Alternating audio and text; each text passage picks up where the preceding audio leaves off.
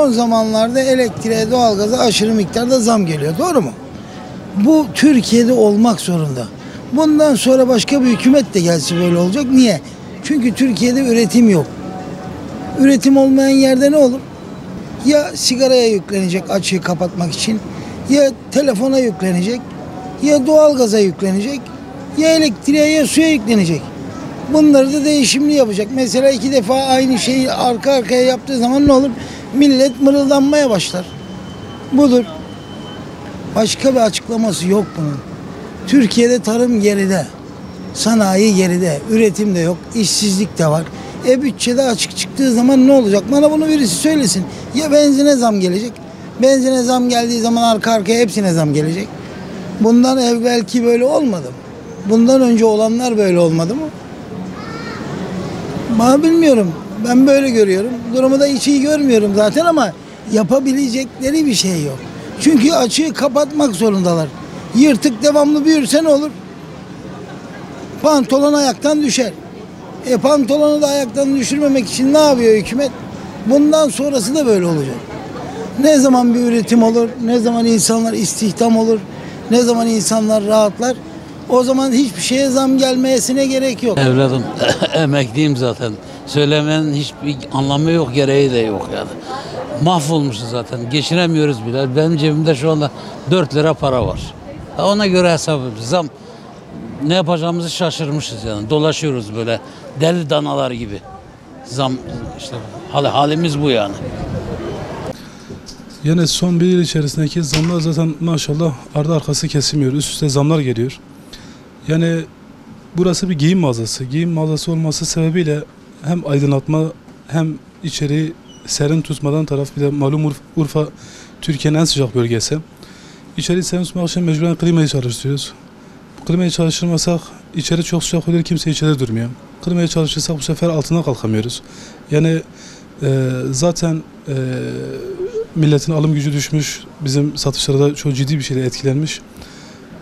Bu şartlarda bir personel maaşı kadar 1000 lira, 1500 lira, 2000 lira elektrik faturası ödemek bize gerçekten çok ağır geliyor.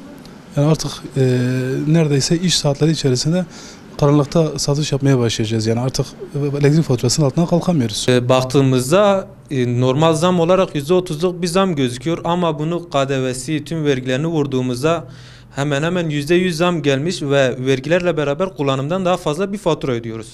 Bu yüzden de mağduruz ve yapılan zamlara binaen yine tekrar edecek olursak bu konuda mağduruz. Yani benim son ödediğim elektrik faturası son bir haftası da içinde olmamakla beraber 116 lira elektrik faturası ödemişim. Öğrenci evidir zaten birçok beyaz eşya olmamış ve sadece telefon, televizyon şarjıdır. Belki buzdolabıdır ve çamaşır makinesiyle bu kadar fatura ödemişim. Yani en basiti belki vantilatördür. Biz elektrik faturaları fazla gelmesin diye onu bile kullanmıyoruz. Urfa'nın 50 derece sıcağında gündemdeyken biz bunu bile kullanamıyoruz. Çünkü faturalar yüksek gelecek korkusundan dolayı. Şimdi bu yapılan zamlar özellikle halkımızı çok mağdur ediyor ve biz bir esnaf olarak mesela gelirlerimiz giderlerimizi karşılayamıyor. Şimdi biz meşrubat satıyoruz, yoğurt, süt ürünleri satıyoruz ve biz bunları soğutmamız lazım. Şimdi elektrik faturası çok geldiğinden dolayı biz geceleri dereceleri düşürüyoruz ve dereceleri düşürdüğümüzden dolayı meşrubattır ve diğer ürünler soğumuyor. Soğumadığından dolayı da bunlar hepsi bozulup ya atıyoruz ve bundan zarar ediyoruz. Bundan dolayı biz mağduruz. Şimdi öncelikle şu zamlardan kurtulmamız lazım. Çünkü bir yıl içerisinde sizin de malumunuz %30'un üzerinde bir zam yapılmış.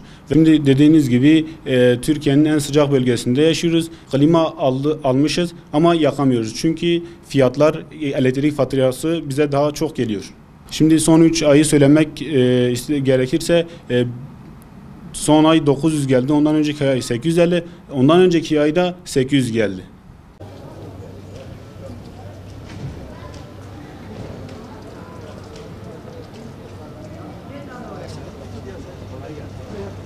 Başım sağ abi, Allah razı olsun. Elektrik zamları ayda bir neredeyse %20, %30 zam geliyor elektriğe. Hani hükümetin buna bir el atması lazım. Hani ben bir esnaf olarak bile elektrik faturalarımı doğru düzgün ödeyemiyorum. Ki kaldı ki işsiz güçsüz adam nasıl ödeyecek? Hani haddinden fazla zam geliyor. Sigara zammı, elektrik zammı, ekonomik sıkıntı Türkiye'yi yedi bitirdi. Tabii ki zorlanıyoruz ya. İş yok, güç yok. Dedim ya az önce biz esnafız, hadi bir şekilde ödüyoruz. İşi gücü olmayan adam nasıl ödeyecek, şey yapacak. Hükümetin bu olaya bir el atması lazım.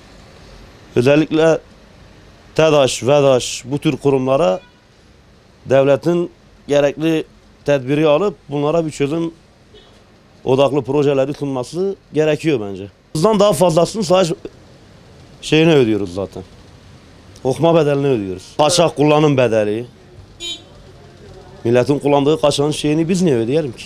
Bu elektrik zamları gerçekten insanlık çok zor durumda bırakmış. Hem esnaf hem vatandaş olarak. Üst üste kısa aralıklarla gelen zamların bizleri gerçekten mağdur ediyor. Elektrik faturasına baktığımızda tüketim bedeli olarak yakmış olduğumuz 50 liralık bir faturada yansıyan 100, 110, 120 liraya kadar, 150 liraya kadar çıkan bir fatura çıkıyor karşımıza. O kadar bedeller var ki TRT payından, trafo kayıp bedelinden muhtelif şeyler. Yani bunlar vatandaşın sırtına bindirilerek niye bu hale getiriliyor onu da anlamış değilim. Yalnız kimse de bunu unutmasın. Hiçbir zaman vatandaşın desteğini arkasında almayan hiçbir güç, hiçbir irade kalıcı değildir. Bugüne kadar eğer mevcut sistemdeki iktidar ayakta kalmışsa vatandaşın sayesinde kalmıştır. İçteki dıştaki siyasi darbelere kadar, hainlerin darbelerine kadar ayakta durmasının tek desteği vatandaşlar olmuştur, millet olmuştur.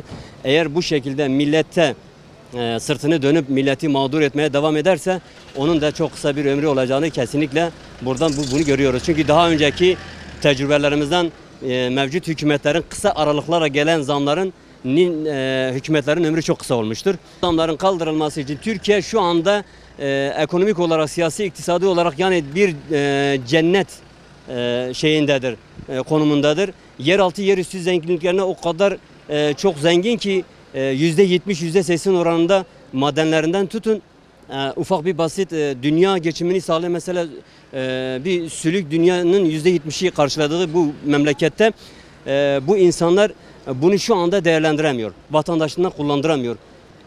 Yani bu elektriklere gelen zam füzülüdür. Bazılarını doyurma adına yapılan bu hizmetler vatandaş ciddi derecede mağdur oluyor. Bu mağduriyetin ortadan kaldırılması için gerekli kurumlar olsun, kişiler olsun bir an önce bu işe el atılması lazım. Kesinlikle bundan sonra bugüne kadar yapılan zamlar zaten haksız yere yapılmış. Bundan sonra en azından yapılmaması için bir adım atılması gerekiyor.